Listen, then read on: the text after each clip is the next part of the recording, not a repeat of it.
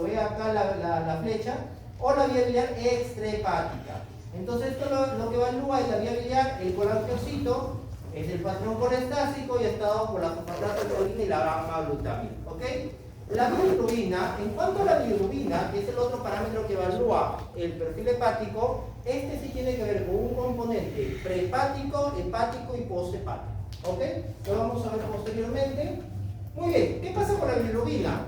¿De dónde se origina la bilirrubina? La bilirrubina se origina de la degradación del grupo hemo, que está dado o se origina a partir de la degradación de los eritrocitos. ¿Ok? El grupo hemo se degrada, se convierte en biliverdina, y luego esto ocurre en el sistema retículo endotelial o generalmente en los órganos que hacen hemocatéresis, que destruyen glóbulos rojos. Vaso, por ejemplo, ¿no? Hígado, por ejemplo, ¿ya? Muy bien, entonces acá se da la formación de la bilirrubina, se transporta unido a la albúmina, llega al hepatocito, ¿no? Este es el sinusoide por donde llega la sangre, llega al hepatocito, necesita un receptor especial para que se capte, luego que se capta se almacena, luego que se almacena se conjuga, luego se excreta y luego se elimina. Cualquier alteración de uno de estos pasos, o bien sea en la síntesis, en la captación, en la conjugación o en la eliminación, va a producir elevación de las bilirrubinas. Todo lo que esté antes de la conjugación es bilirrubina indirectas. Cualquier alteración, formación, transporte, captación o almacenamiento es bilirrubinas indirectas.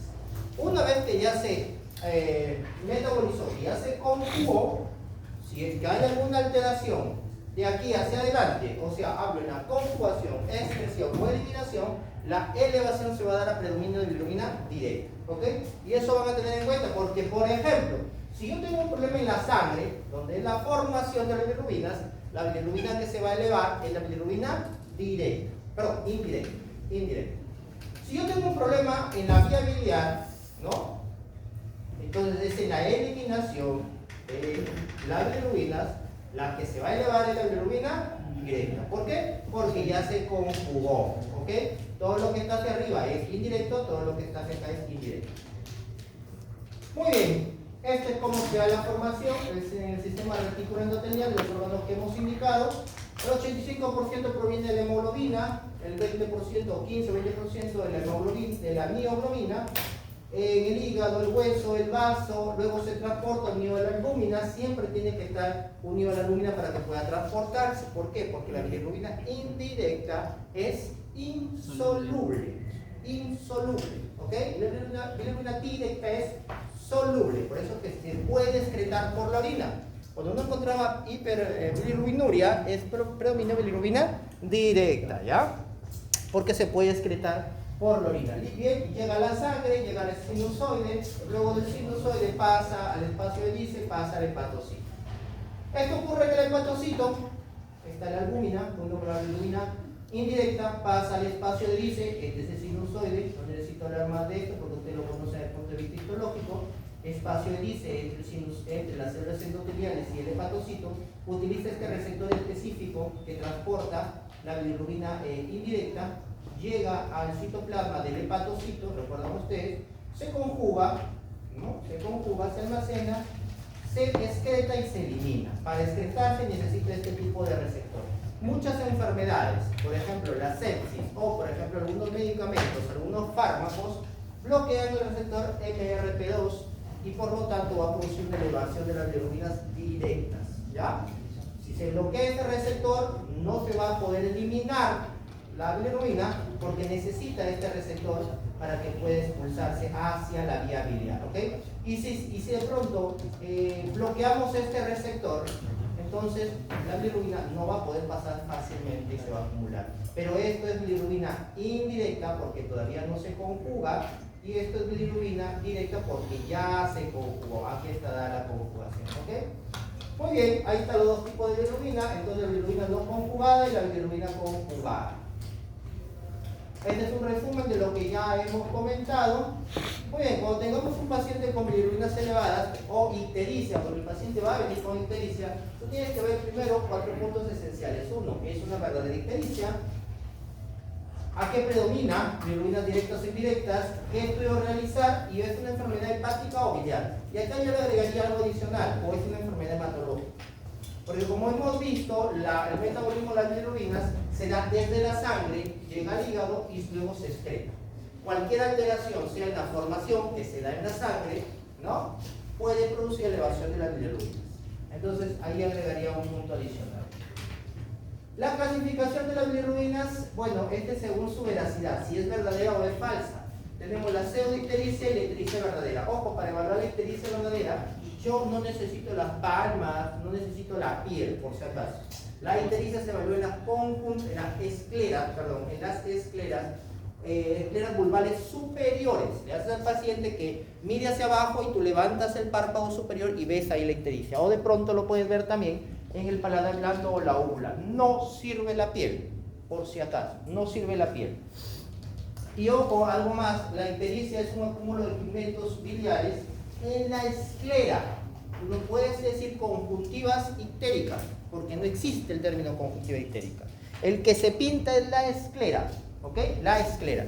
Muy bien, entonces ahí tienen ejemplos de pseudoictericias que se pueden dar en los pacientes, ¿no? Incluso la anemia mismo, y miren aquí, todas estas causas son de pseudoictericia. Ok. Muy bien, según la tonalidad acompañante, miren ustedes, esto es bastante semiológico y a veces se suele preguntar, existen 4 tipos de ictericia, ¿no? La famosa flavínica, la rubínica, la melánica y la vergínica, ¿ok? Y cada una de estas está relacionada con una causa.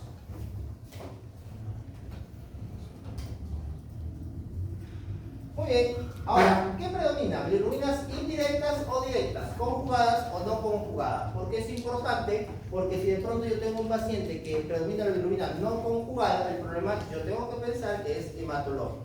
Si yo tengo un paciente que se eleva las bilirrubinas directas, yo tengo que pensar que el problema es de la vía biliar, principalmente. Y obviamente, si yo tengo un paciente que eleva las bilirrubinas directas, voy a encontrar, por ejemplo, coluria, porque he mencionado que la bilirrubina directa es hidrosoluble a diferencia de la bilirrubina indirecta, ¿ok? Bien, y cuando llega la bilirrubina al intestino, a través de la vía biliar, se convierte en estercorbilina y favorece el pigmento de las deposiciones. Las deposiciones son amarillas porque existe la estercorbilina. Si de pronto yo tengo un problema que está obstruyendo la salida de la bilis, no voy a tener la coloración característica de las heces y eso se denomina acolia, cuando no hay pigmento que pinte las heces y las heces se tornan de color blancas. ¿Qué estudio realizar? Miren ustedes, primero tenemos que saber qué tipo de bilirrubina predomina. Pero aquí en gastroenterología yo no les voy a enseñar la bilirrubina, la hiperbilirrubinemia indirecta o de causa hematológica, porque eso ustedes ya lo han llevado en hematología. Aquí vamos a enseñar la causa hepática y la causa poshepática de la vía biliar, ¿ok? Y para evaluar la vía biliar yo tengo básicamente cualquier estudio de imagen, principalmente la ecografía y que tiene mucho más sensibilidad y especificidad en la colangioresonancia magnética, ¿ok? Entonces, bueno, ahí tienen muchos estudios, pero la que es más útil es la ecografía, la colangioresonancia magnética. Muy bien, ahora, alejando un poco la ictericia de causa hematológica, tenemos la ictericia de causa hepatocelular, o sea, donde el hepatocito es el culpable de que se eleven las bilirrubinas, y la otra causa, la ictericia colestásica, donde la vía biliar es la culpable. ¿Por qué el hepatocito? Porque la conjugación se da dentro del hepatocito, ¿ok? Entonces, hay algunas diferencias clínicas con las cuales yo puedo utilizarlas para orientarme si es una ictericia hepatocelular o si es una ictericia colestásica. Recuerden ustedes, colestasis es sinónimo de vía biliar. Ejemplo claro, el paciente cirrótico. El paciente cirrótico generalmente tiene ictericia hepatocelular porque el problema está en el hepatocito. Muy bien, y este es el enfoque como tendríamos que analizar al paciente con ictericia.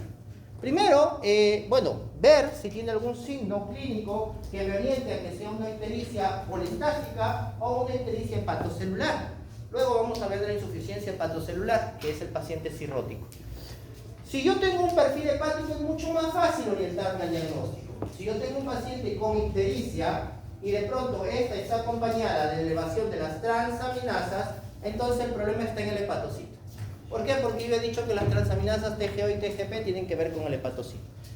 Metan eso en su memoria para que nunca se olviden. Transaminasas tienen que ver con el hepatocito. Si yo a la bilirrubina elevada le sumo la elevación de las transaminasas, el problema es en el hepatocito. Si yo tengo bilirrubinas elevadas y le sumo la elevación de fosfatasa alcalina y gamma-glutamil, el problema ya no es en el hepatocito, sino en la vía biliar. Y eso se llama colestasis. ¿Ok? Eso se llama colestasis.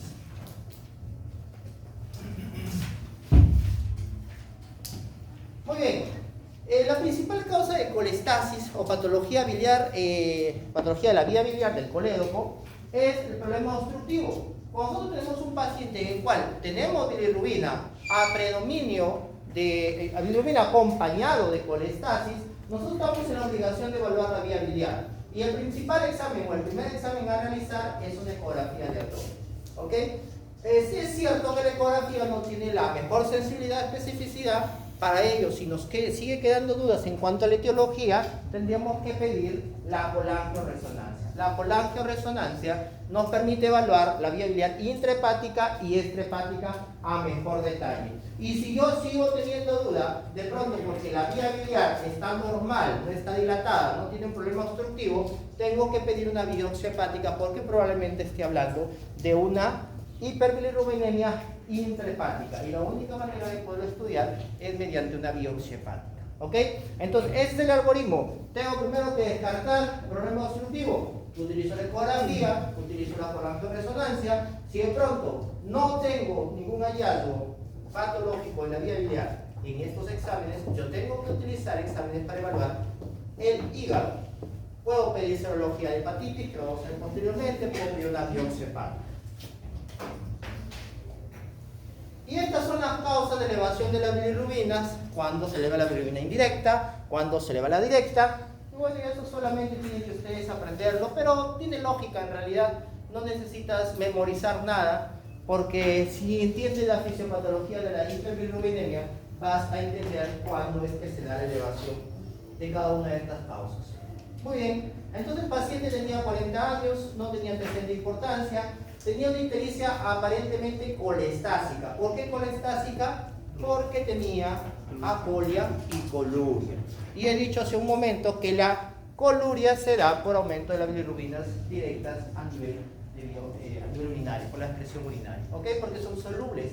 Y la apolia se da porque la bilirrubina no llega al intestino y no se convierte en estercomilina, por lo tanto no pinta las heces. Entonces, más o menos estamos orientando que este es un problema de la vía biliar. Este es el perfil hepático. Como vemos este perfil hepático, hay una elevación significativa de las bilirrubinas. Es una hiperbilirrubinemia predominio directo. Miren, tiene 15 de totales, 10 de directas, acompañada de la fosfatasa alcalina, que está en fosfatasa alcalina 842 y gamma-glutamil 406. Entonces, esto es una hiperbilirrubinemia colestásica. ¿Ok? El problema está en la vía biliar. Es cierto que está levemente alterada las transaminasas, pero más está alterada la fosfatasa alcalina y gamma-glutamil. ¿Cuál es el principal estudio que debo solicitar cuando sospecho yo que la enfermedad está en la vía biliar? La ecografía de abdomen. Ok, y la ecografía nos dice que tiene cálculos en la vesícula, incluso se logra ver la sombra acústica dejado por el cálculo en la vesícula, junto con barro biliar. Y refiere que el colédoco, este es el cálculo, este es el barro, este es la sombra acústica que deja. Y refiere además que el colédoco está dilatado, pero no me logra identificar la causa de dilatación. Por lo tanto, yo tengo que solicitar una colangioresonancia. Si yo estoy sospechando en un cálculo, basta sin contraste. Pero si yo sospecho en otras causas, por ejemplo un tumor, necesito obligatoriamente que esta colangio sea con contraste. Ok, y ahí nos damos cuenta, miren cómo está llenecita de piedras la vía biliar. Todas estas son piedras, ¿ya? Todas estas imágenes de acá son piedras, ¿ok? Piedra, piedra, piedra, piedra. Y el colédoco está evidentemente dilatado. ¿Cuál sería el diagnóstico de nuestro paciente? Tiene cálculos en el colédoco y eso se denomina coledocolistiasis. Y además cálculos en la vesícula, colestiasis. ¿Cómo se da la formación de los cálculos? Miren, Ustedes saben que los jugos biliares o las sales biliares se originan en el parénquima hepático, van por el hepático derecho e izquierdo, van al hepático común y luego no es que asciendan, sino que este esfínter está cerrado y por lo tanto, por el flujo retrógrado, van hacia la cístico y llegan a la vesícula. ¿Ok? Y en la vesícula se almacena. ¿Para qué se almacenan? Tan pronto ustedes consuman grasas, estas se van a liberar gracias al estímulo de la colecistoquinina. La colecistoquinina es la sustancia que se encarga de estimular la liberación o contracción de la vesícula biliar para que se libere la bilis. ¿Qué pasa en el paciente que forma litiasis biliar? Miren ustedes. Acá vamos allá. Quiero que entiendan algo importante. La presencia de cálculos, tenga síntomas o no tenga síntomas, en la vesícula se denomina colelitiasis. Y los cálculos en el colédoco se denominan coledocolitiasis. ¿Ok? Así que no se confundan. Ahí esta es la imagen de la vía biliar mediante un estudio de seno. ¿Qué pasa en el paciente que forma cálculos? El paciente que forma cálculos tiene una alteración en la concentración de los solutos de la bilis. Miren el paciente que no tiene cálculos, la cantidad de agua, normal. Pero miren la bilis a nivel vesicular, disminuye la concentración de agua, aumenta ciertas concentraciones como el calcio, por ejemplo, como el colesterol, por ejemplo, aumentan en concentraciones significativas que hacen que la bilis se torne espesa y por lo tanto tenga la posibilidad de desarrollar cálculos. ¿Cuál es el mecanismo que lo explica? Absorción excesiva de agua a nivel de la bilis, absorción excesiva de ácidos biliares, demasiado colesterol en la bilis e inflamación del epitelio a nivel vesicular. Todos estos factores condicionan al desarrollo de cálculos. Esto lo vamos a pasar. Muy bien, pero mi paciente además tenía fiebre y algo muy importante en los exámenes que se le solicitaron es que tenía leucocitosis. La colelitiasis ni la coledocolitiasis me dan fiebre. Probablemente estemos frente a un cuadro infeccioso de la vesícula y esto se conoce como colecistitis o de la vía biliar y esto se conoce como colangitis. Ok, muy bien. Pero si usted veía la resonancia, me refería a que tiene la pared vesicular edematosa, ¿no? Más de 8 milímetros de la pared vesicular y la vesícula está extendida. Entonces, con esto nosotros concluimos que mi paciente tendría una inflamación en la vesícula y eso se denomina como colecistitis. ¿Ok? Colecistitis. ¿Qué es la colecistitis? La inflamación de la vesícula. ¿Qué es la colangitis? La inflamación o infección de la vía biliar, el contenido que se encuentra dentro de la vía biliar. Obviamente es por un problema obstructivo. ¿Ok? Obviamente es por un problema obstructivo. Por si acaso, yo no hago el diagnóstico de colecistitis y colangitis. O antes, probablemente ustedes han escuchado el famoso, la triada de, ¿cómo se llama la triada de Charcot? ¿No? O la pesada de Reynolds para hacer el diagnóstico de colangitis. Ahora se hace mediante los criterios de Tokio, ¿ya? Para la colecistitis necesita 3 criterios que se cumplan: inflamación local, sistémica y hallazgos de imagen. Y en la colangitis necesita inflamación sistémica, colestasis y un hallazgo de imagen. ¿Ok? Estos criterios no están para que ustedes inventen criterios para el diagnóstico. Esos ya están descritos y tiene que cumplirse para que tú diagnostiques en un paciente colangitis, tiene que cumplir los 3 criterios. Para que tú diagnostiques colecistitis, tiene que cumplir los 3 criterios. No, doctor, que el radiólogo me dijo que tenía colecistitis. No me interesa porque el diagnóstico es por la guía de Tokio. Y el radiólogo solamente da uno de los criterios de Tokio, que es el estudio de imagen. ¿Ok? Colangitis y colecistitis aguda con coledocolitiasis y colelitiasis. Muy bien, ¿qué más? Ah, este es otro caso. ¿Sí, no? Sí. Claro, este es otro caso. A propósito de eso, es un paciente varón de 49 años, sin antecedente de importancia, que presenta malestar general, fiebre de 38 grados, incoherencia, náuseas, vómitos, dolor abdominal y orina hiperpigmentada. ¿Ok?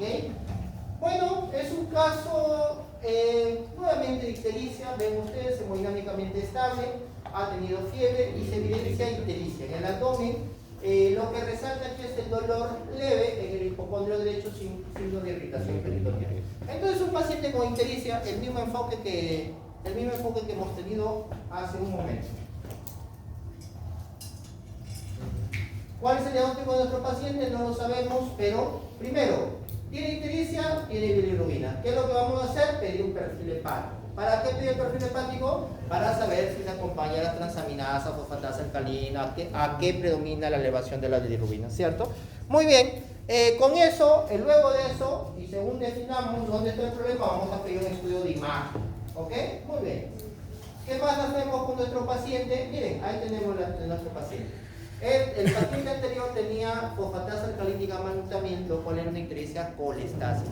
Pero este paciente tiene una ictericia hepatocelular. ¿Ven ustedes las transaminasas?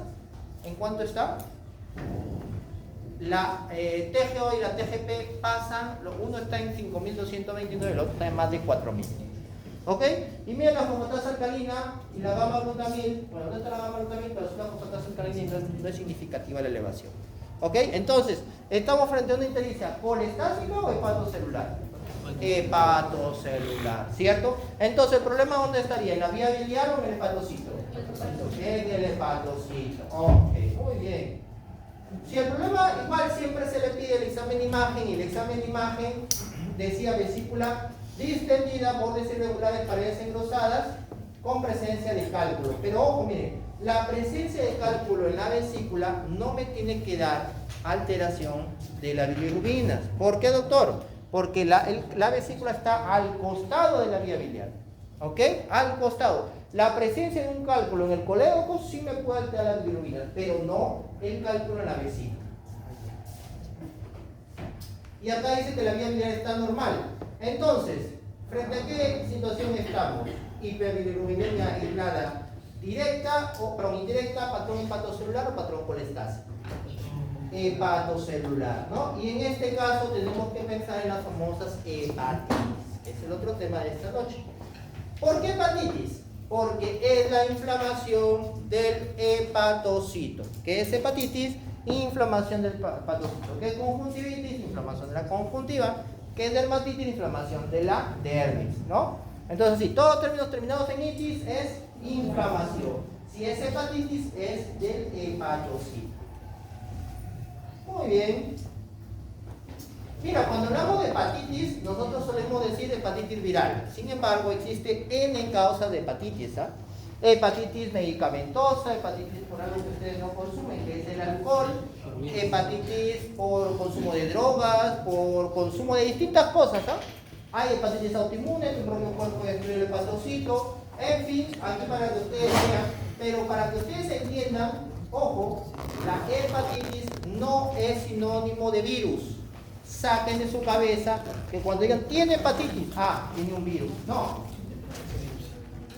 doctora, pues estoy diciendo que el término hepatitis es muy general. La hepatitis puede ser tóxica, metabólica, infecciosa, bacteriana, viral, parasitaria, autoinmune, ¿ok? Entonces el término hepatitis es inespecífico. Si tú quieres decir que es viral, tienes que agregar hepatitis viral, ¿ok? Muy bien. Y si decimos que es hepatitis viral, pues tenemos que hablar de los virus. Y si acá hablamos de virus, existen dos tipos de virus, los virus hepatotropos y los no hepatotropos. Los hepatotropos son aquellos que van a replicarse dentro del hígado, y los no hepatotropos son aquellos que no se replican dentro del hígado, pero terminan afectando el hígado. En los hepatotropos tenemos todo el abecedario, desde la A hasta la Z si quieren. Los más conocidos es de la A a la E, pero existen todos los que ustedes imaginan. Y estos se replican dentro del hepatocito. Y los virus no hepatotropos son, por ejemplo, el dengue, la fiebre amarilla, el VIH, el Epstein-Barr, el citomega, ¿no? Que son virus que no atacan directamente el hepatocito, pero sí terminan afectándolo finalmente. Cada una de estas hepatitis tiene su característica, por favor. Esto tienen que aprenderlo de memoria, ¿ok? Cómo se transmite, cuánto es el tiempo de incubación, si tiene vacuna o no tiene vacuna, si tiene tratamiento, si cronifica, su material genético, cómo se transmite. Yo no me voy a transmitir de la hepatitis A por abrazar a una persona, o por darle la mano, o por saludar. No hay forma de transmitir la hepatitis, por eso se tienen que aprender la forma de contar. Miren, para que ustedes entiendan, ¿hay hepatitis A, B, C, D y E? Sí hay en el Perú, ¿ya? Y ¿alguien ha tenido hepatitis A acá? ¿Alguien ha tenido hepatitis A? Mentira. Probablemente más del 50% de ustedes hayan tenido hepatitis A sin siquiera haberse dado cuenta. ¿Ok? Porque la hepatitis A afecta a todos los estratos sociales, venga de donde vengas, y eso ya se demostró hace muchos años. Somos un país de hepatitis, sufrimos de hepatitis. Más del 90% de la costa sierra y selva, en los servicios rurales o urbanos, han tenido hepatitis A. ¿Ok? La hepatitis B, en cambio, también somos un país altamente prevalente junto con el Brasil. Somos altamente prevalentes, igual que los países asiáticos. Gracias a Dios existe lo que es la vacunación de la hepatitis B, y esto ha logrado una disminución significativa y ya no se observa pacientes, ya no es común observar pacientes cirróticos con hepatitis B, porque ustedes saben que una de las principales causas de cirrosis en el pasado era la hepatitis B. ¿Ok? Y hepatitis C, también tenemos hepatitis C, pero miren ustedes, este es el mapa del Perú, ¿ya? ¿Dónde se focaliza más la hepatitis B? En la selva. ¿Y alguien que me puede decir por qué en la selva? Por el mosquito, dice el doctor. ¿Quién será el mosquito? Por la transmisión sexual. La transmisión sexual. ¿Ok? Por la promiscuidad que existe. No sé qué mosquitos será sexual. Bueno, aprendan ustedes que todo virus entra a tu cuerpo, va a la sangre, de la sangre quiere entrar al hepatocito, utiliza un receptor, habla de los virus hepatotropos, ¿ok? Llega al hepatocito, se replica, genera muchos virus, se libera en la sangre y hace un desmadre ahí en tu cuerpo. Guarda el celular, doctor. Ok. Miren. Solo voy a hablar de la hepatitis A en este gráfico para que se entienda. Todos los demás virus entran por vía parenteral, pero la hepatitis A entra por la boca, el contacto es fecal oral, la transmisión. Entra a la boca, pasa al estómago, en el estómago el ácido clorhídrico no le hace nada, pasa al intestino, se absorbe, pasa a la circulación portal, llega al hígado, entra al hepatocito, se replica y empieza toda la sintomatología. Gracias a Dios, o felizmente la hepatitis A es autolimitada. Se cura, ¿ok? Se cura. La hepatitis B es la que cronifica. Felizmente la hepatitis C tiene tratamiento y te cura.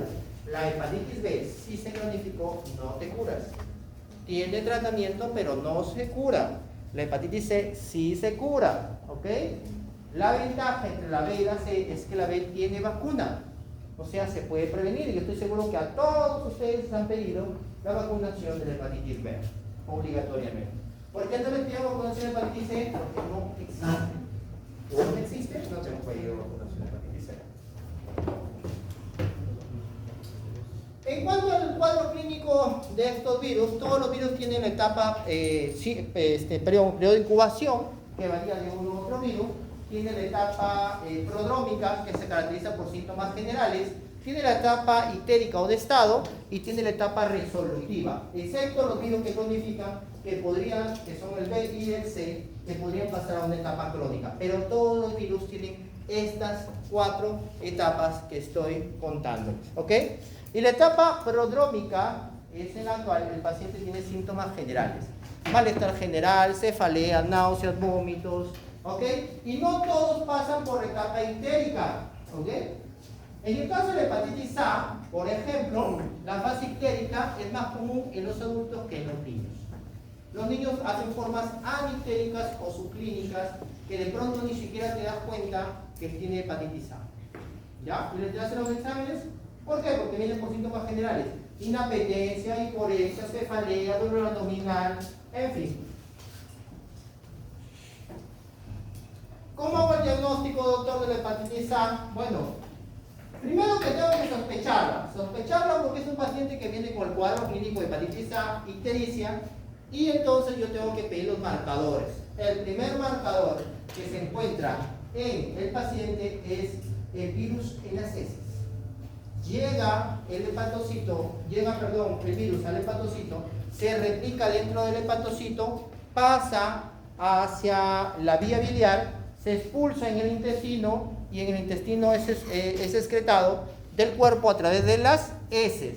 ¿Por qué creen que el contacto es fecal oral? Porque alguien que se contaminó de hepatitis A, ¿ok?, está expulsando los virus en las heces. Viene De pronto no se lavó la mano, fue al baño, no se lavó la mano, y va y te da la mano, y tú le das la mano, después vas al cafetín, no te lavaste la mano, ¿ok? Y te comes un rico sándwich que está contaminado con hepatitis A. ¿Y luego de cuánto tiempo vas a empezar a desarrollar los síntomas? Aproximadamente 3 a 4 semanas. Y de pronto dices, uy, ¿en qué momento me contagié? Ni siquiera te vas a acordar en qué momento te contagié. Por eso es que esto es epidémico en los niños, en los colegios, en los jardines, porque ellos pues comparten el alimento, no se lavan las manos y van contagiando el virus de una u otra persona. ¿Cómo hago el diagnóstico entonces? A través del IgM, ¿ok? Si yo tengo un paciente con cuadro clínico característico de hepatitis y encuentro el IgM positivo, entonces tiene hepatitis A. Ojo, hay presencia de IgG. El IgG me indica a mí la inmunidad del paciente. Si yo de pronto quiero saber cuántos de ustedes han tenido hepatitis A en algún momento, ¿qué es lo que tendría que medir? No, el IgM es agudo. IgG.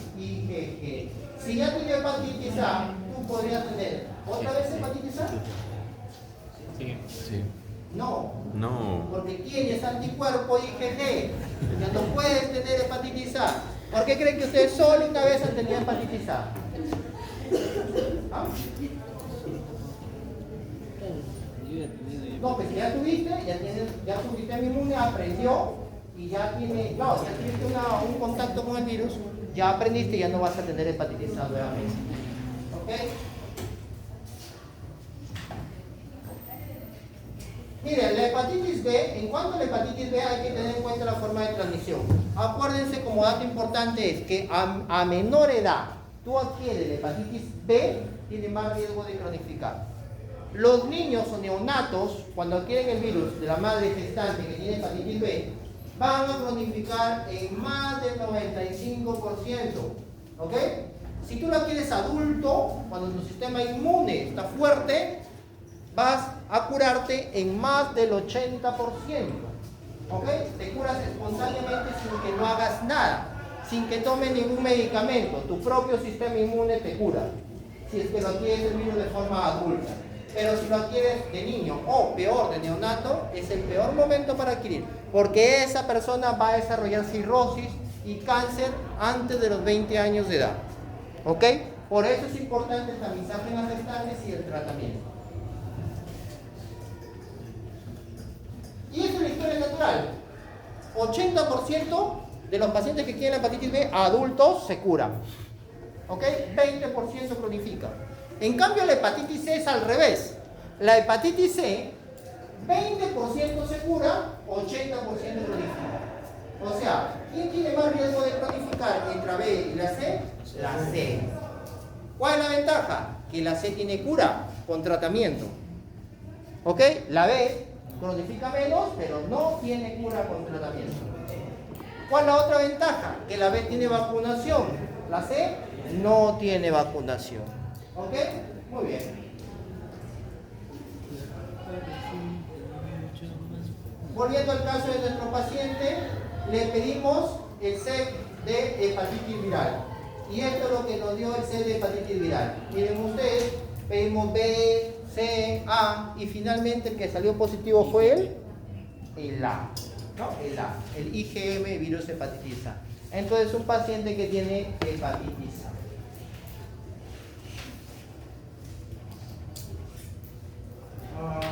Ya. Ojo, ahora se puede prevenir el virus de hepatitis A con vacunación, ¿ya? La hepatitis A, gracias a Dios, sí tiene vacunación. Hepatitis B, bueno, aquí sí es un enredo total, la verdad, y voy a tratar de explicarlo en 2 minutos lo más sencillo posible. Y necesito que estén atentos porque lastimosamente no voy a poder repetir. La hepatitis A tiene una fase aguda, ¿ya? Vamos a imaginarnos que en este momento de la enfermedad tú adquieres el virus de la hepatitis A. Pasan 6 meses,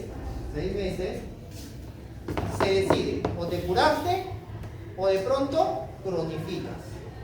Si te curaste, dejaste el virus ahí, no hay problema. Si cronificas, el virus sigue contigo toda tu vida. ¿Por qué? Porque no se cura. ¿Ok? Muy bien. Eso es lo que tienes que entender. ¿Quién me determina que me voy a cronificar o curar? El antígeno de superficie. Si yo tengo persistencia del antígeno de superficie, el paciente está yendo a la cronicidad. Si el antígeno de superficie desaparece en los 6 meses, después de haberte contagiado, tú te curaste. ¿Ok? Entonces, entendamos que el virus de hepatitis C, tiene 3 tipos de antígenos: superficie, core y de replicación. Solo podemos dosar 2: superficie y de replicación. No se puede dosar el core porque es el antígeno que se encuentra en el hepatocito. ¿Ok? Si queremos encontrarlo, necesitamos una biopsia hepática. Muy bien. El virus tiene los antígenos, pero tu cuerpo tiene los anticuerpos. Todo antígeno tiene un anticuerpo. El antígeno de superficie tiene su anticuerpo contra antígeno de superficie. El antígeno de replicación tiene su anticuerpo contra antígeno de replicación. Y el antígeno de core tiene 2 tipos de anticuerpos: IgM e IgG contra el core. El IgM me indica agudo y el IgG me indica crónico o curación. Crónico o curación. ¿Ok? Crónico o curación. Muy bien. Una regla que tienen que entender ustedes es que cuando está el antígeno no está el anticuerpo, y cuando está el anticuerpo no está el antígeno. ¿Ok? Si entendieron eso, van a poder desarrollar los casos clínicos que lo voy a poder enseñar. Vamos rápido nada más. Agudo. ¿Cuándo es agudo? Estamos acá en esta etapa de la enfermedad. En esta etapa de la enfermedad, el agudo, el antígeno de superficie va a estar presente o ausente. Presente, doctor. Recuerde usted que el antígeno de superficie, si desaparece a los 6 meses, se curó. Si el antígeno de superficie persiste, el paciente está crónico. Entonces, dentro de los 6 meses, el antígeno de superficie está presente. Entonces, la etapa aguda, ¿verdad? Aguda. ¿Cómo va a estar su anticuerpo? ¿Positivo o negativo? Negativo. Cuando está el antígeno, el anticuerpo está negativo. ¿Ok? Vamos. ¿Cómo va a estar el antígeno de replicación? ¿Positivo o negativo? Si yo digo que es una etapa aguda replicativa, positivo el antígeno de replicación. ¿Cómo va a estar su anticuerpo? Negativo. Cuando está el antígeno, no está el anticuerpo. ¿Qué va a ser? ¿Anticuerpo IgM o IgG? IgM. El IgM es agudo. Entonces el IgG está negativo. ¿Ok? Muy bien. Vamos por la otra parte. ¿Te curaste? ¿Antígeno de superficie? Negativo. ¿Anticuerpo contra antígeno de superficie? Positivo. ¿Ok? ¿Antígeno de replicación? Negativo. ¿Su anticuerpo? Positivo. ¿IgM o IgG contra core? IgG. ¿Ok? IgG. Muy bien, te curaste. Vamos al otro extremo. No te curaste. Si no estás en la etapa crónica. Acá están los crónicos. ¿Antígeno de superficie? Positivo. ¿Su anticuerpo? Negativo. ¿Antígeno de replicación? Positivo. Si es que es crónico activo, el antígeno de replicación está positivo. Si es crónico inactivo, su mismo nombre lo dice, el antígeno de replicación va a estar negativo. Digamos que es un crónico activo. Acá los chicos los veo muy activos. ¿Qué sería? ¿Antígeno de replicación positivo o negativo? Positivo. Positivo. ¿Su anticuerpo? Negativo. ¿Y qué sería? ¿IgG o IgM anticore? IgG. IgG. ¿Ok? Claro, porque es crónico. Es crónico. Muy bien. Imaginemos que el paciente... A ver, bueno, ya está la etapa aguda, la que se curó, y la etapa crónica replicativa y no replicativa.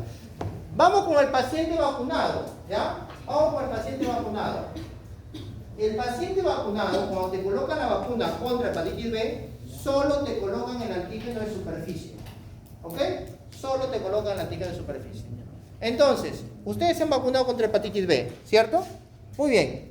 En cualquiera de ustedes, ¿cómo va a estar el antígeno de superficie? ¿Positivo o negativo? Positivo. Negativo. ¿Cómo está su anticuerpo? Positivo. ¿Saben por qué está negativo? Porque el antígeno se depura. El antígeno solo te lo colocan para que tu cuerpo sintetice el anticuerpo. ¿Ok? ¿Cómo está el antígeno antígeno de replicación? ¿Positivo o negativo? ¿Cómo va a estar? ¿IgG o IgM? Falso. No tiene nada de todo lo demás que hemos hablado. Solo tiene anticuerpo. ¿Por qué, doctor? ¿Qué es lo que he dicho yo? Ah, doctor, no se distraiga, por favor. La vacunación, ¿qué es lo que tiene? Solo el... No. Ahí está el terror, pues. Solo tiene antígeno de superficie. Por lo tanto, tú vas a responder contra ese antígeno. ¿Cómo vas a responder con los demás antígenos que no tuviste contacto? ¿Usted tiene anticuerpos contra el ébola? No, porque nunca tiene contacto con el ébola, pues. ¿O sí? Entonces, ¿cómo van a estar los antígenos posteriores? Negativos. ¿Ok? Bueno, si lo entendieron, ojalá no van a estar complicados. El hepatitis C, el cuadrito por acá. Acá está, la interpretación de la hepatitis C. La serología de la hepatitis C. Existen dos estudios para hepatitis C, ¿ok? La serología, prueba rápida, y lo que son la carga viral, examen cualitativo y examen cuantitativo, ¿ok? ¿Qué es la prueba rápida? Si yo sospecho que mi paciente se ha infectado con hepatitis C, ¿ok? ¿Qué es lo que tengo que hacer? Mandarle a hacer una prueba serológica de anticuerpos contra hepatitis C. Tengo dos posibilidades, que me salga positivo o que me salga negativo, ¿verdad? Si me sale positivo, ¿qué quiere decir? El paciente tiene anticuerpos contra hepatitis C, ¿ok? Muy bien, pero yo no sé si tiene hepatitis C. Puede ser que lo tenga ahorita o puede ser que lo tuvo antes, ¿verdad? ¿Cómo sé yo si es que tiene hepatitis C ahorita? Así es, busco la carga viral. Si el paciente tiene virus ahí dando vuelta en su sangre, el paciente tiene hepatitis C actualmente, ¿verdad? ¿Qué pasa si la carga viral me sale negativa? Ya no, pues significa que tuvo hepatitis C y se curó. ¿Ok? ¿Sí se entendió? ¿Más claro? Muy bien. Tratamiento, por si acaso, la hepatitis A, no hepatotóxicos, el tratamiento es sintomáticos. ¿Le duele? Analgésico. Náuseas, antimésico. Gases, antiflatulento. Nada más. ¿Ya? Pero solo en la C, doctor, que tiene tratamiento, ¿no? ¿Cómo? ¿El tratamiento solo aplicaría para la hepatitis C? No, para B. La B también la B y la C tienen tratamiento, pero se cura la C. La A no tiene tratamiento, porque la A es autolimitada. La A es autolimitada. ¿Por qué se cura la C y no la B?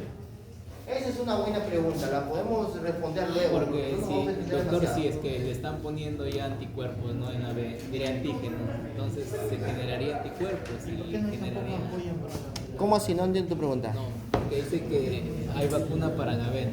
Así es. Y es como que estaba explicando hace rato, ¿no? Generaría el cuerpo anticuerpos, el cuerpo generaría anticuerpos y combatiría la enfermedad. Claro. Pero ese con la vacuna. Por ejemplo, si tú ya te vacunaste, estás cubierto, estás protegido contra hepatitis B. ¿Qué pasa si tú en tu internado te hincas con una aguja de un paciente con hepatitis B?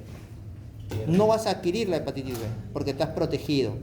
Pero distinto a aquel paciente que no esté vacunado, que no esté protegido y adquiere la hepatitis B. A eso me refiero con tratamiento. Aquel paciente que adquiere sin hacer la vacunación. La hepatitis A no tiene tratamiento, este tratamiento es sintomático. La hepatitis B sí tiene tratamiento. Miren, este esquema es tan amplio que para mí se resume en darle tratamientos a todos. Yo soy de esa idea. Finalmente el tratamiento, por suerte, es difícil el diagnóstico, pero el tratamiento es una sola pastillita al día. Tenofovir 300 miligramos al día y se acabó el problema. Tengo que darle por largo tiempo porque la hepatitis B no se cura. En el caso de la hepatitis C, la forma aguda a veces pasa inapercibida, ni siquiera sabemos. Pero la forma crónica sí se da tratamiento y se cura. Esos nombres extraños que están ahí, Glecaprevir, Piprentazvir, o el que yo conocía, que era en mis tiempos, no, ya después de mis tiempos, el Sofovir, Velpatasvir. Por si acaso les digo, aquellos que leen quizás carreras de ediciones pasadas, o CTO ediciones pasadas, o la MIR, o no sé dónde estudien, antes consideraban el interferón pegilado, la ribavirina, como parte del tratamiento, pero ojo, eso ya es terapias antiguas, ya no se da esas terapias. Antes de la hepatitis C, hace más o menos 10 años, bueno, de lo que yo me acuerdo, porque cuando yo estudié no se curaba la hepatitis C. Es más, ni siquiera existían estos tratamientos. ¿Ya? Estos tratamientos recién yo los he venido a estudiar ya cuando he sido residente, 2018 por ahí, y se cura la hepatitis C. ¿Ok? Entonces, si leen libros del 2010 hacia atrás, probablemente digan ribavirina, no es curable, la hepatitis C, pero la hepatitis C sí se cura. ¿Ok? Sí se cura. ¿Hay vacunación? Sí, la hepatitis A, según la norma técnica del MINSA, 15 meses. Gracias a Dios ahora todos tienen vacunación de hepatitis A, ustedes ya no, probablemente sus hijos, primos, sobrinos, qué sé yo. La hepatitis B sí tiene vacunación. Yo me puedo vacunar contra hepatitis B, pero eso significa, con las 3 dosis incluso, que yo estoy cubierto de hepatitis B. No. Si yo quiero saber, si ustedes quieren saber si están protegidos de hepatitis B, ¿qué es lo que tienen que hacer? Infectar. Bueno, es una... Así es, Carrión se pide. Te infectas y ahí averiguamos, a ver. Es que no me da. No. Si queremos saber que estamos protegidos contra hepatitis B, tenemos que cuantificar nuestros anticuerpos. Entonces pedimos la cuantificación del antígeno del anticuerpo contra antígeno de superficie. Si está más de 10 unidades internacionales, están protegidos. Pero si de pronto está menos de 10, no están protegidos y tienen que colocarse refuerzos. ¿Ok?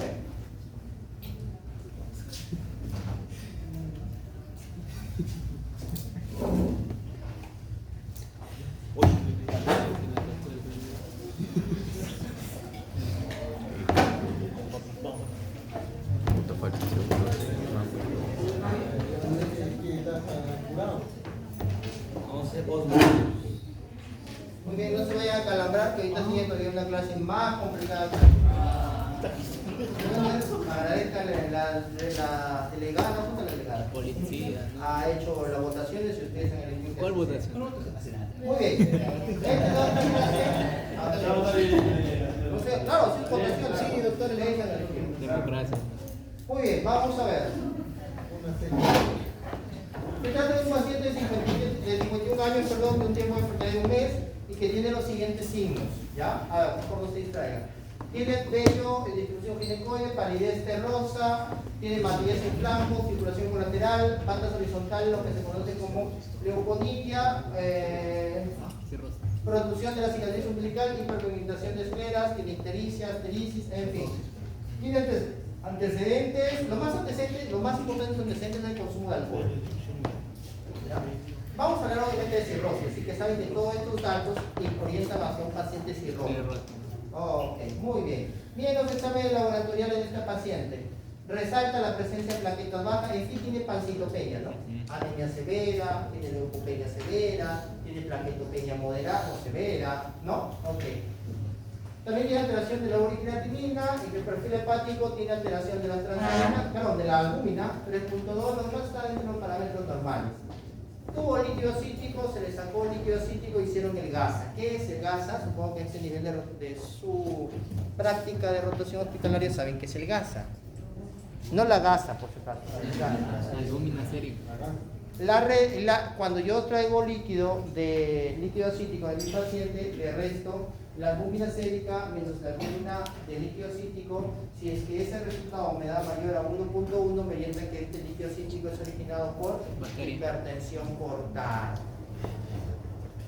Por la ventana, por los dos.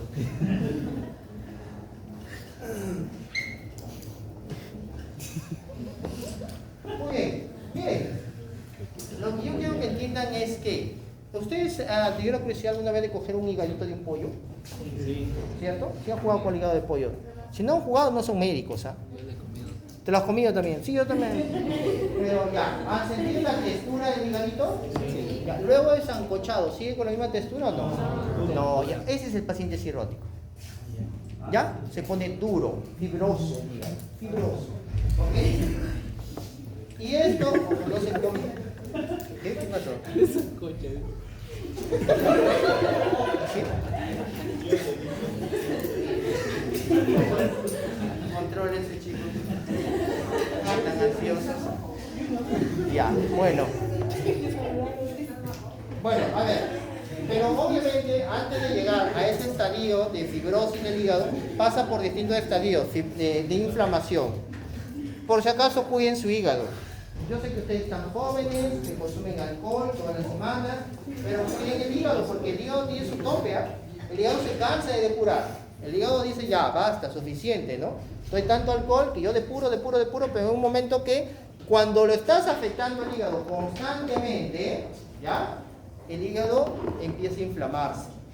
Luego de la inflamación ocurre la fibrosis. ¿Qué es la fibrosis? La cicatrización. Y esta cicatrización va de poquitos hasta ir aumentando, hasta que se convierte todo el hígado en fibrosis y, oh, sorpresa, tiene cirrosis hepática. ¿Ok? Muy bien. Ustedes saben claramente que el hígado recibe un montón de sangre. Diariamente es uno de los órganos más irrigados. ¿Por qué? Porque es uno de los más voluminosos del cuerpo, creo que es el más voluminoso del cuerpo, el más pesado.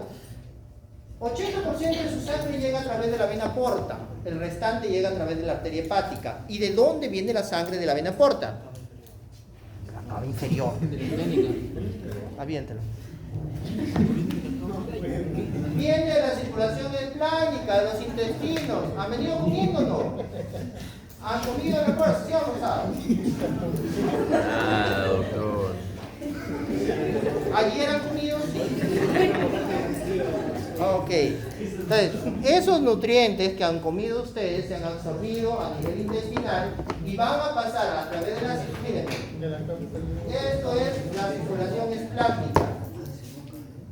Toda la nutriente pasa a la circulación a través de la mesentérica superior, mesentérica inferior y de la esplénica llegan y constituyen la vena porta.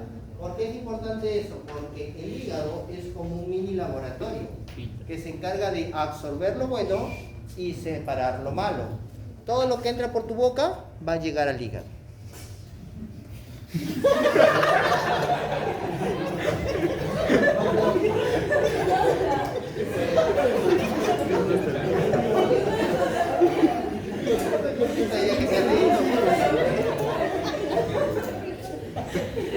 ¿Qué les pasa, muchachos, a ustedes? Acaban de dar el examen.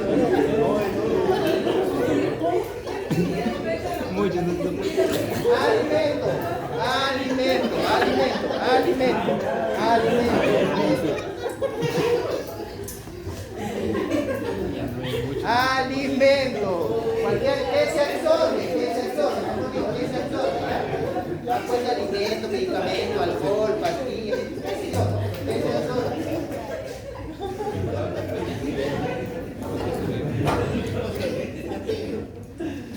Bueno, continuando con el tema, ya, esto es importante para que entiendan, ¿ya? Miren, cuando el hígado está muy fibrótico, ¿ustedes creen que la sangre va a poder pasar por el hígado? No. Como no pasa por el hígado, desarrolla algo que se llama hipertensión portal. ¿Ya? Entonces, si entendieron eso, ya es lo mismo que tienen que saber. Pero vamos a pasar la explicación de la hipertensión portal. Ok. ¿Qué es lo que pasa, muchachos? Miren, imagínense ustedes que la vena porta es el pasillo del agua, ¿no?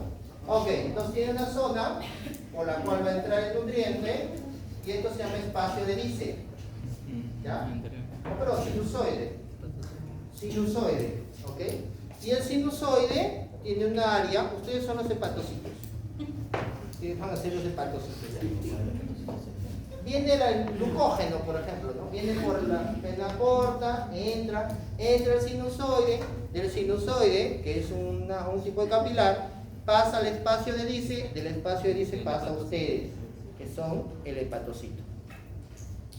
Muy bien.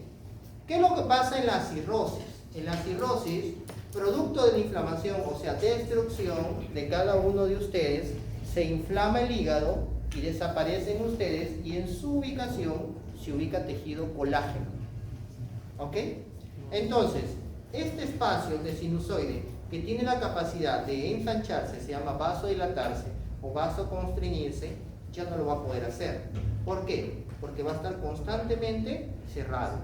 ¿Por qué cerrado? Por el tejido colágeno que se originó por destrucción de cada uno de ustedes. ¿Ok? Entonces, imaginen ustedes, ¿por dónde es más fácil pasar la sangre? ¿Por un espacio así o por un espacio así? Obviamente así, lógico. Entonces, la cirrosis, ¿cómo está el sinusoide? Disminuido. Por lo tanto, va a haber mayor o menor presión en la sangre que pasa por este sinusoide. Mayor presión, ¿ok? Eso es la cirrosis. Destrucción del hepatocito, depósito de colágeno, el sinusoide se achica, digámoslo así, ¿ok? No puede pasar la sangre y entonces se eleva la presión en la vena porta. ¿Por qué? Porque la vena porta es el principal vaso que trae la sangre hacia el sinusoide. ¿Cierto? Muy bien, pero el cuerpo es sabio. ¿Qué hace el cuerpo? El cuerpo busca por dónde salir la sangre. Así es. Entonces empieza a desarrollar las colaterales sistémicas.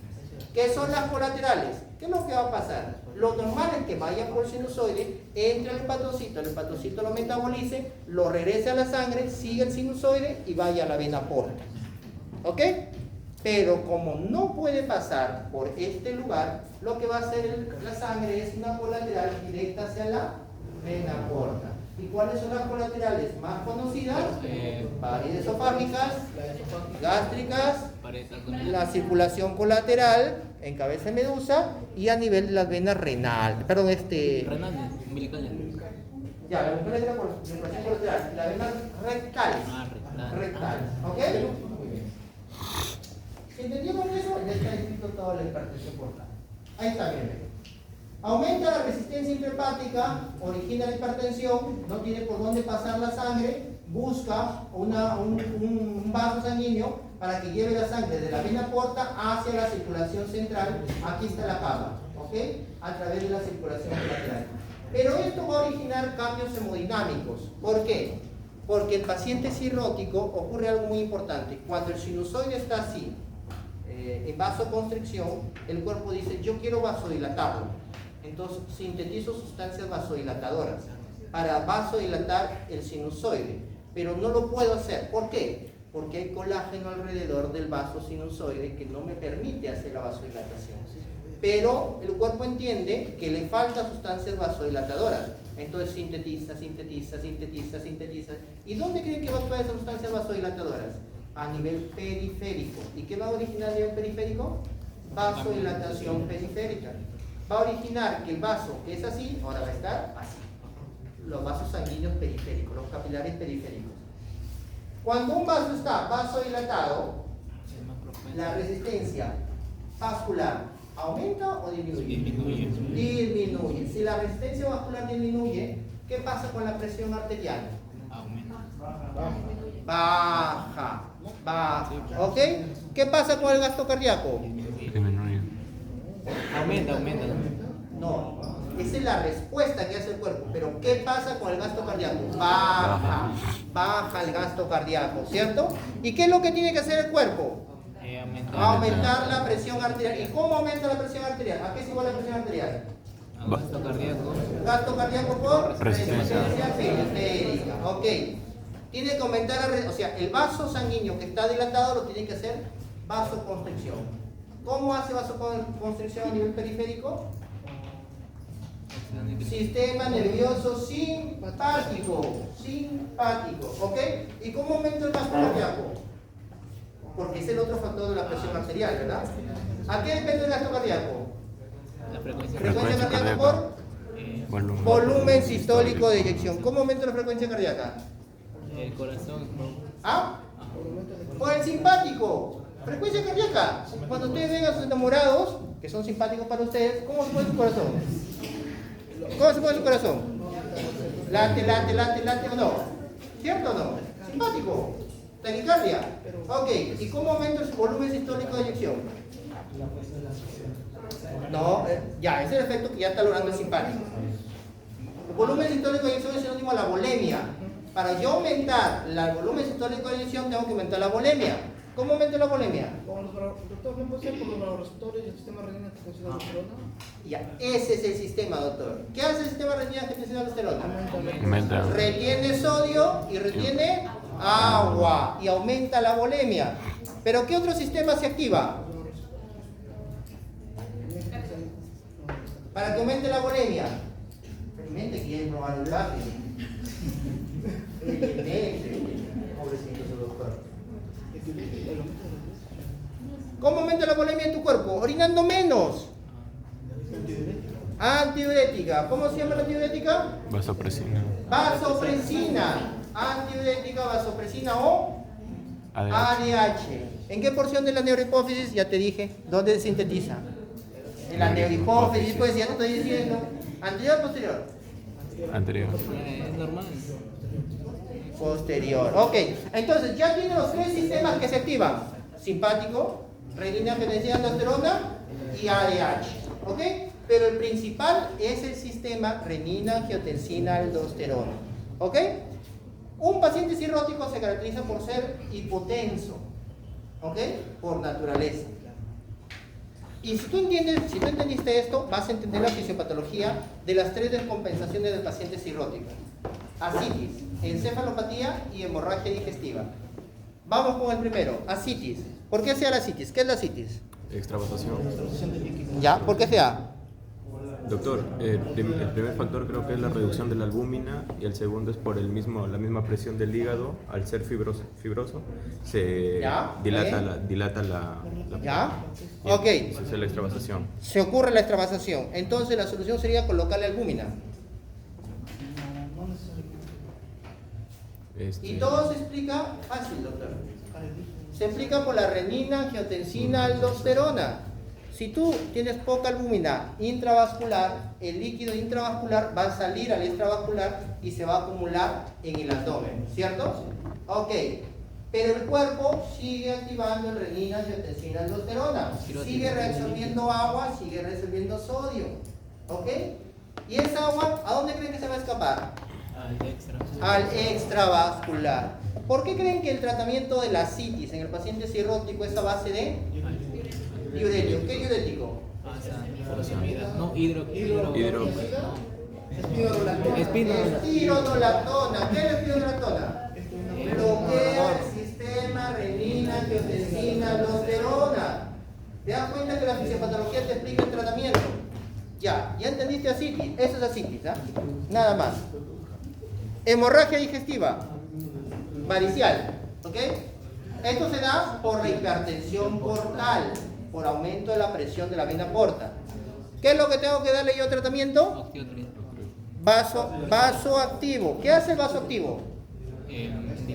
¿Vasodilata o vasocontrae? Vasocontrae. ¿Por qué? Ojo, no te confunda, doctor. Los sinusoides están contraídos, pero afuera del sinusoide, ¿cómo está? Vasodilatado. Ok, para yo disminuir la presión en la vena porta, tengo que actuar a dos niveles: vasodilatar el sinusoide hepático o vasocontraer lo que está afuera en la circulación esplácnica. Ok, ¿cómo vasodilato el sinusoide hepático? Con el carvedilol. El carvedilol es un beta bloqueante que me ayuda a vasodilatar el sinusoide hepático. ¿Ok? Muy bien. ¿Y cómo vasoconstrino? Con el vasoactivo, que en este caso es el otrótide, la terlipresina, la vasopresina. Ok. Somatostatina, perdón. Somatostatina. Muy bien. Esto tienen que entender, no lo voy a pasar el artículo para que lo puedan leer. ¿Cuándo sospecho de cirrosis? Miren ustedes, en todas estas circunstancias. Ojo, para hacer el diagnóstico de cirrosis necesito una biopsia hepática, ¿ya? Pero no le hago biopsia hepática a todos. Si yo tengo un paciente que ya tiene todas las manifestaciones de cirrosis hepática, es un paciente cirrótico, no hay duda a cabo. ¿Cuáles son las manifestaciones? Estudios clínicos, imágenes o de laboratorio. Miren todos los síntomas que puede tener el paciente cirrótico. Y eso lo han visto, supongo, en su rotación, ¿no? ¿Han visto pacientes cirróticos? Sí. ¿Se han visto? ¿O no? Ya, búsquenlo, todos los signos. Esto se llama signo de hepatopatía crónica. Ojo, miren, el paciente cirrótico tiene dos tipos de manifestaciones. Uno, por insuficiencia hepática, y dos, por hipertensión portal. ¿Ok? Los primeros síntomas que se dan en el paciente cirrótico son los de insuficiencia hepática. Y los segundos son los de hipertensión portal. ¿Ok? ¿Cuáles son de insuficiencia hepática? Ictericia, hipoalbuminemia, contracturas de Dupuytren, telangiectasias. ¿Y cuáles son los signos de hipertensión portal? Ascitis. Ascitis, Varices. varices, circulación Edema. colateral. Edema. El POR, ya, el hidropor tiene un cuadrito muy bonito, como lo mostró en la rotación pasada, el primer bloque. Muy bonito, que dice síntomas de insuficiencia hepática y síntomas de hipertensión portal. ¿Por qué les digo esto, muchachos? Porque la hipertensión portal no es exclusiva de la cirrosis. Opa. Hay hipertensión portal prehepática, hepática y poshepática. La cirrosis solo es la hipertensión portal hepática. ¿Ok? O sea, yo puedo tener el paciente que tenga síntomas de hipertensión portal que no sea cirrótica. ¿Por qué? Porque puede ser una hipertensión portal prehepática o poshepática. Ahí está, miren ustedes, cómo sea. La circulación colateral.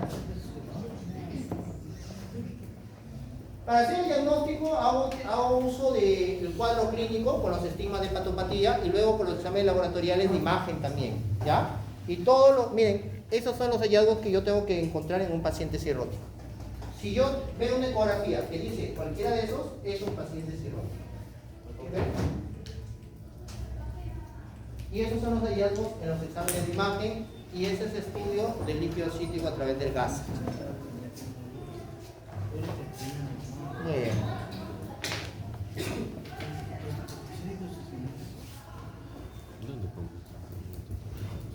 ¿Qué voy a encontrar en la biopsia? La rigidez. La rigidez es sinónimo de fibrosis. Fibrosis. ¿Ok? Fibrosis.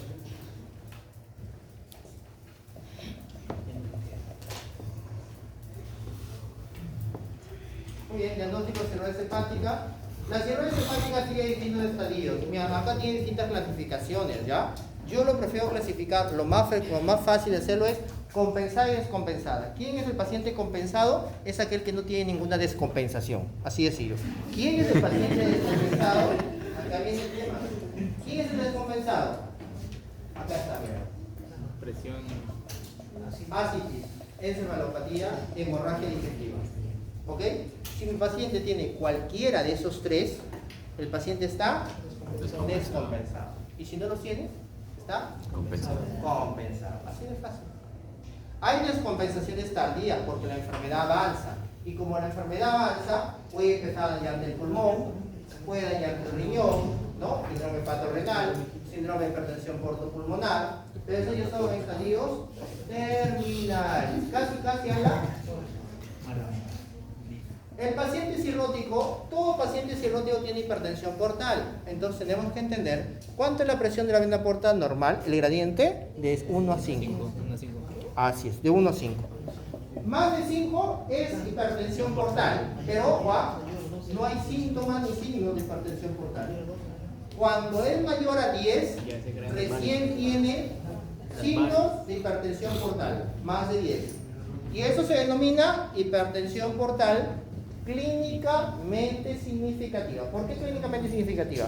Porque tiene signos clínicos, pues, ¿no? Pues es clínicamente significativa.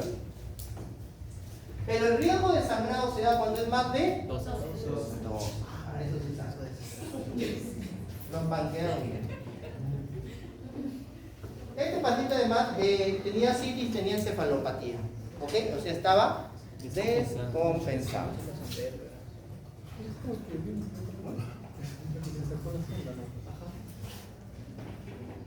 Miren la etiología. No vamos a hablar mucho de eso, pero antes era el alcohol. Antes era el alcohol. Por favor, el alcohol, antes la cirrosis era casi una enfermedad de hombres, porque los que más toman son los hombres. Pero en la actualidad, como que nos quieren ganar, o bueno, empatar, y también van ahí con el alcohol. Entonces ya no es exclusivo la cirrosis de hombres, también se da en mujeres, ¿ok? Pero también para la epidemiología, ya no es el alcohol el único factor de riesgo principal para cirrosis, sino el, así es, doctor, el famoso hígado graso. que probablemente muchos de ustedes lo hayan escuchado. Tengo hígado graso, ya tengan cuidado. ¿Por qué? Porque ese es el principal factor de riesgo para el desarrollo de cirrosis. Y detrás del hígado graso está el síndrome metabólico, hipertensión, diabetes, colesterol, triglicéridos, alterados, sobrepeso, obesidad. ¿Ok? Miren, si quieren calcular cuántos gramos de alcohol es necesario para que te desarrolles cirrosis, lo pueden hacer. ¿Por qué? Porque hay una regla para ello. Miren, doctora, una botella de cerveza de 350 mililitros es igual que una copa de 10 mililitros de vodka. No, ¿por qué? El otro es más caro. ¿Cuál porcentaje de alcohol? El porcentaje de alcohol. Si yo quiero comparar la cantidad de alcohol, tengo que aplicar esa fórmula. ¿Ok? Tengo que aplicar esa fórmula. No es lo mismo que tú te tomes una cerveza pequeña de alcohol diaria a que te tomes 3 copas de vino o 3 copas de vodka o de ron, porque tiene mayor cantidad de alcohol. Y lo que hace daño al hígado es el alcohol. ¿Ok? Muy bien. Este es el ejemplo. Mira, el paciente te dice, estamos acá con un ejemplo. El paciente toma, dice... ¿Una acá? Ya, miren. Si esta persona consume 100 centímetros cúbicos de vino de 13 a 13 grados, el porcentaje de alcohol, ¿cuánta es la cantidad de alcohol absoluto que está consumiendo? 10.4 gramos en 100 mililitros de vino. ¿Qué pasa si esta persona toma un vaso de 250 mililitros de cerveza? Está consumiendo 9 gramos de alcohol puro. Se supone que tiene mayor volumen, pero menor cantidad de gramos de alcohol. Porque la cantidad de gramos de alcohol depende del porcentaje de alcohol de la bebida. ¿Cuál es la bebida que tiene más porcentaje de alcohol? Tequila. Tequila. Cañazo, dice. No sabe, no opina. Es cultura, no para que ustedes tomen, ¿ah? Whisky. Whisky. ¿Cuánto tiene el tequila? Creo que 63. ¿Qué? O sea, cualquiera dice 50, ¿no? Pero 63, ¿sí? ¿Cuánto? O sea, 63, dijo. Bueno, ahora que ustedes vayan por el supermercado, van a ir y ver, no comprar el alcohol y ver la cantidad de porcentaje de alcohol. ¿Ok? Saliendo nada más. Luego que salen así todos tristes, destruidos del examen, van a quedar peor que hepatocitos inflamados. Ya, bueno, si queremos ver el pronóstico, utilizamos el score de Mel o el score de Child-Pugh. Seguramente han escuchado, ¿no? Aquí está. ¿Okay? Esto es para que memoricen los parámetros. Esto va a venir en el examen aquí. ¿Para qué me ayuda el Child? ¿Para qué me ayuda el Child? Para saber el pronóstico del paciente, mortalidad. Y el MEL para trasplante hepático. ¿Ya? Ok, ahí están los parámetros. El Child sí lo pueden calcular, el MEL no porque es un algoritmo. Y con las cosas suban y restan, pero es un algoritmo.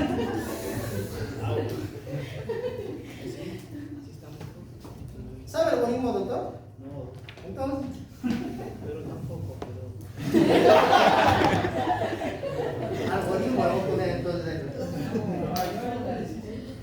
Para él, para su examen. El tratamiento, miren, si el paciente está compensado, soporte nutricional, evitar los factores, encontrar la etiología, por favor. Cuando ustedes tengan un paciente cirrótico, busquen la etiología. Se los pido así de rodillas si quieren. ¿Por qué? Porque el paciente llega atendido por médico de la posta, y que probablemente en algún momento ustedes van a tener que pasar por esa etapa de ser médico de una posta, donde yo también lo he pasado. Entonces, llega el cirrótico, totalmente descompensado, años de tratamiento, y nunca le buscaron la etiología. Y quizás sea un virus, como el VLC, que puede darle tratamiento, o puede ser una hepatitis autoinmune, puedes darle tratamiento, no curarlo, porque no se va a curar cuando ya está en cirrosis, simplemente darle más tiempo de vida. Yo creo que si fueran sus familiares, les gustaría tener 15, 20 años a su familia con ustedes, ¿no? Ok, entonces véanlo desde ese punto de vista. Busquen la etiología a la cirrosis. No, ya, bueno, consume alcohol, pues ya, bueno, alcohol, o lo ven un poquito gordito, ya, seguro por hígado graso. No, busquen la etiología de la cirrosis. Si está compensada, nutrirlo bien, adecuadamente, evitar sustancias tóxicas y buscar la etiología. Si el paciente está descompensado, si ya tiene signos de hipertensión portal, tengo que darle los famosos beta bloqueantes. ¿Ok? Acá tenemos el propranolol y el carvedilol. En resumen, ¿cuál es la diferencia entre uno y otro? El propranolol solo actúa a nivel extrahepático. Disminuye la presión portal porque produce vasoconstricción esplácnica, o sea, de la circulación de la vena porta. Pero el carvedilol actúa, además de extrahepático, intrahepático. Y esa es la ventaja. Y en la actualidad, esto también ha cambiado, porque cuando yo estudiaba solamente era propranolol. Ya luego se agregó carvedilol. Y se recomendaba solo carvedilol como profilaxis primaria. Ahora se recomienda de elección a todos los pacientes. La dosis está ahí, no necesito repetirla, solamente para que ustedes la memoricen. ¿Cómo controlo? También está ahí, miren. Donde dice objetivos de la terapia. ¿Ok? Por favor, doctor, después ven TikTok.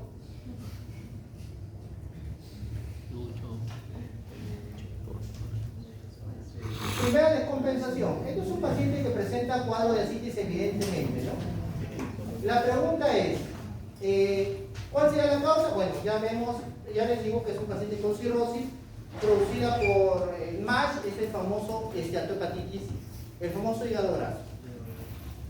Consumo alcohol y está en etapa descompensada con ascitis. Cuando tenemos un paciente con ascitis, esta es la fisiopatología que ya lo explicó el doctor bastante bien, ¿no? La hipoalbuminemia, la extravasación del fluido, del parénquima hepático, la obstrucción de los vasos linfáticos, la activación del sistema renina-angiotensina, todo eso favorece el desarrollo de la ascitis. ¿Cómo diagnostico la ascitis? Fácil, pues, son 3 grados. El grado 1, con examen de imagen. El grado 2, yo lo veo, yo lo palpo, yo lo toco, yo lo percuto.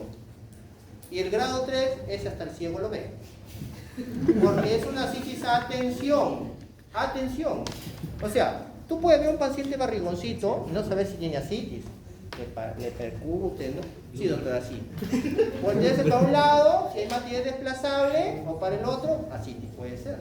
Pero el grado 3 ya no hay duda, pues, ¿no? El grado 3 parece que está un ombligo hacia afuera, la piel de naranja, piel brillosa y la circulación por la grasa, así como la boca.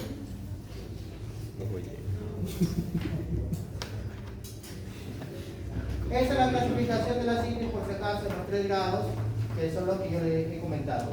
Esta es la ascitis simple y la ascitis complicada se clasifica en 2, refractaria y con peritonitis bacteriana espontánea.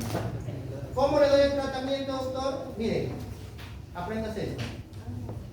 Grado 1, dieta nada más. Grado 2, diuréticos. Grado 3, paracentesis.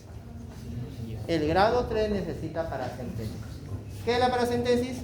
Extracción de líquido, doctor. Correcto, así es. ¿Cuánto le voy a restringir de sodio? Ahí está. 0. ¿Qué diurético le voy a dar al paciente? También está ahí. ¿Cuánto le voy a dar? Empiezo por lo mínimo. Expiro de 100 y furosemida de 40. Le voy incrementando la dosis cada 72 a 42, o sea, 3 días a 5 días.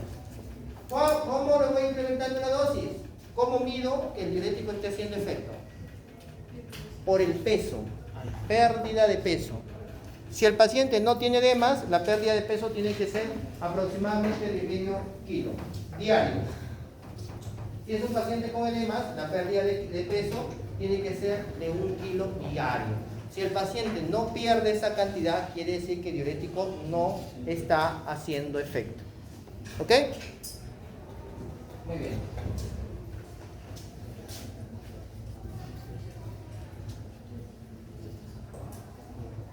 Ya, bueno, este es el caso clínico, nada más hay que esperar ahí.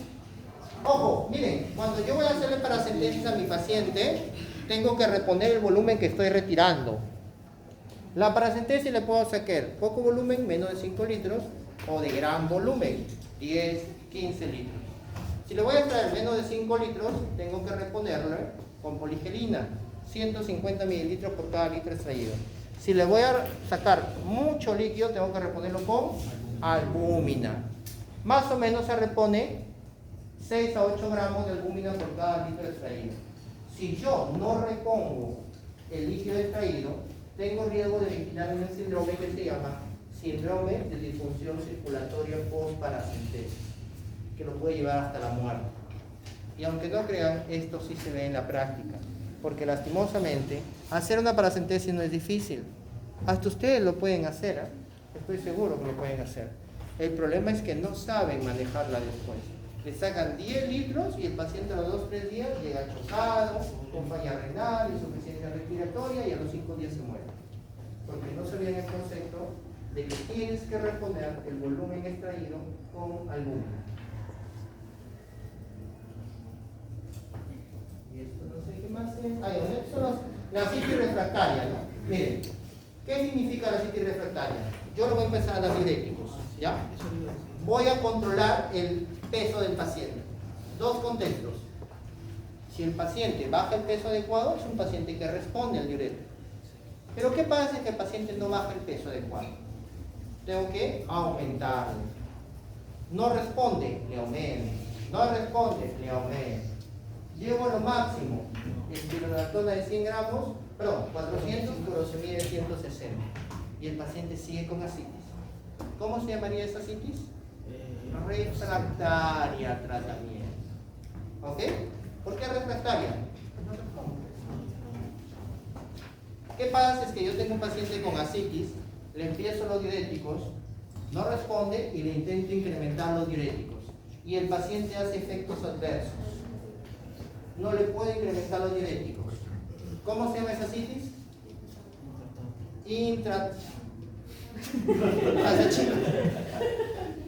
Intratable, por favor, controlen. Intratable.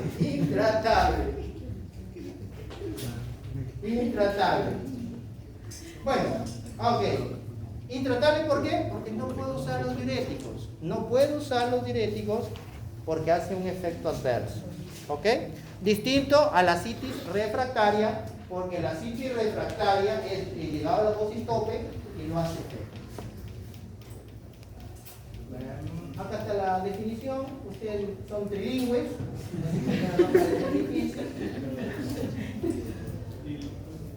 ¿Qué es la PB? La PB es la infección de ese líquido. ¿Ok?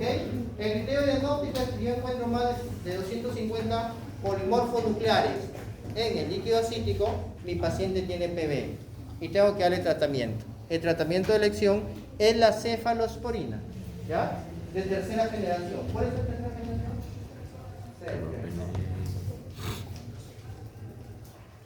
Ahí está. Muy bien, ahora encefalopatía hepática, y este es el último.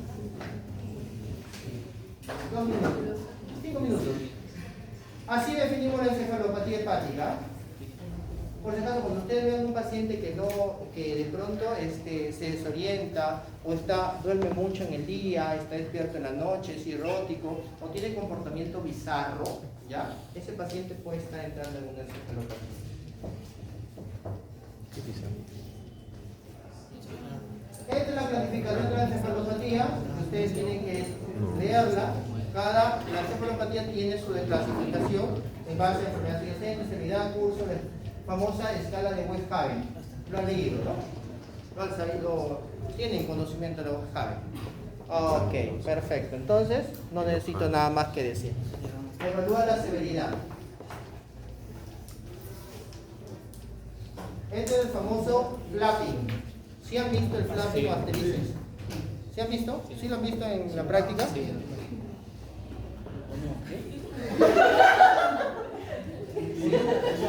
Relajas, dejas que el paciente cuelgue su mano y le haces así. Ajá. Ya, y el paciente tiene que ser así. Movimiento de retroceso, no así. Sí, eso Ese es sí. otro sí. Doctor, doctor, Así les explicaron, doctor. hay otro que Se lo hizo. agarró así, doctor. ¿Por qué se da la encefalopatía? Miren, sencillísimo, ¿ya? Miren, sencillo. La encefalopatía se produce por el acúmulo de amonio. El amonio normalmente se sintetiza en el intestino, producto de degradación de las proteínas por las bacterias intestinales. ¿Qué es lo que pasa? El amonio va al hígado y se tiene que metabolizar en urea. Y la urea se elimina por el riñón y se acabó el problema. Pero ¿qué pasa con el problema cirrótico? No tiene santilicidio. No tiene. No tiene otro motivo. Lo veo así a cada rato. Tranquila, no tiene, ¿verdad? Ya. Así la veo. No, la verdad es que sí la veía temblando, ¿no? Sí la veía temblando. Ya, bueno. Entonces, el amonio pasa a la circulación portal, llega al hígado, pero el hígado no funciona. ¿A dónde cree que vaya el amonio? Al sistema nervioso. Va a ir por la circulación colateral al sistema nervioso. ¿Ok? Al cerebro. ¿Qué produce en el cerebro? Alteración de neurotransmisores con predominio de neurotransmisores inhibidores sobre los excitatorios. Conclusión, encefalopatía hepática. Se acabó. Esa es la encefalopatía. Entonces, ¿cómo voy a tratar la encefalopatía? Laxantes. ¿Por qué laxantes? Porque el intestino es la zona donde se origina el amonio. Yo lo que tengo que hacer es disminuir la producción de amonio o de pronto favorecer la excreción. ¿Cómo disminuir la producción de amonio? Con laxantes. ¿Cómo favorezco la excreción? Tendría que poner un hígado nuevo, pues, para que lo metabolice. Pero cuando el hígado no metaboliza el amonio, empieza a metabolizarlo el músculo y el riñón, pero no tiene la capacidad del hígado. Pero para que el músculo metabolice el amonio, necesito que la reserva muscular sea así como la de ustedes. Mucho músculo, mucho músculo. Porque si el cirrótico no tiene músculo, ¿dónde se va a metabolizar el amonio? Por lo tanto, el riñón, pero el riñón es muy baja la porcentaje, menos del 3%. Por lo tanto, el paciente cirrótico tiene que mantenerse con buena cantidad de músculo. Por eso es que al paciente cirrótico hay que darle proteína, pero proteína de alto valor biológico, que no contenga aminoácidos que se van a convertir en amonio. Así es.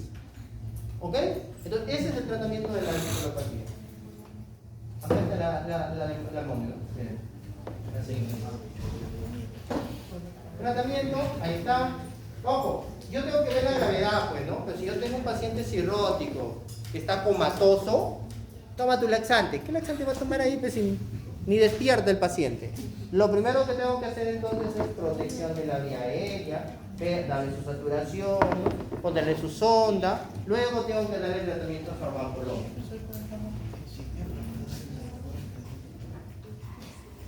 Bueno, la lactulosa, los antibióticos endoluminales, en fin. Ahora sí,